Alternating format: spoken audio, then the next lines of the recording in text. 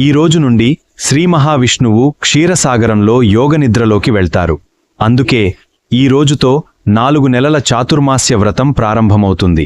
తొలి ఏకాదశి నాడు సూర్యోదయానికి ముందే స్నానం ఆచరించి ఉపవాస దీక్ష చేపట్టాలి.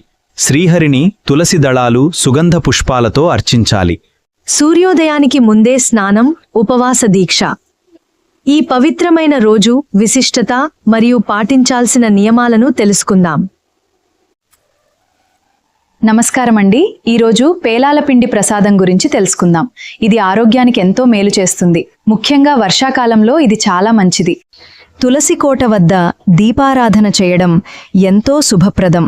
ఇది మనకు ఆయురారోగ్య ఐశ్వర్యాలను ప్రసాదిస్తుంది. విష్ణు సహస్రనామ పారాయణం ఎంతో శ్రేయస్కరం.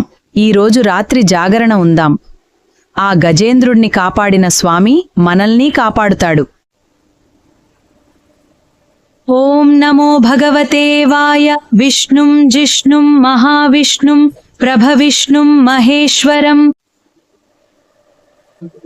ఏకాదశి రోజున తులసి ఆకులు కోయకూడదు. పూజకు కావలసినవి ముందు రోజే కోసి ఉంచుకోవాలి. తొలి ఏకాదశి చెయ్యకూడని పనులు: పగటి నిద్రవద్దు, మాంసాహారం వర్జించాలి.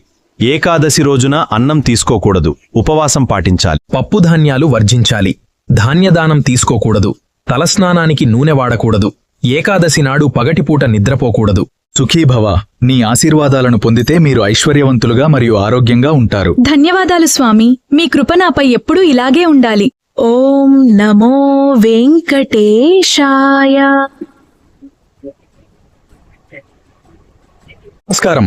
ఈ పవిత్రమైన తొలి ఏకాదశి నాడు దేవాలయానికి వెళ్లి దైవ దర్శనం చేసుకోండి. ఓం నమో నారాయణ అని మనస్ఫూర్తిగా జపించండి. అద్భుతమైన అనుభూతిని పొందండి.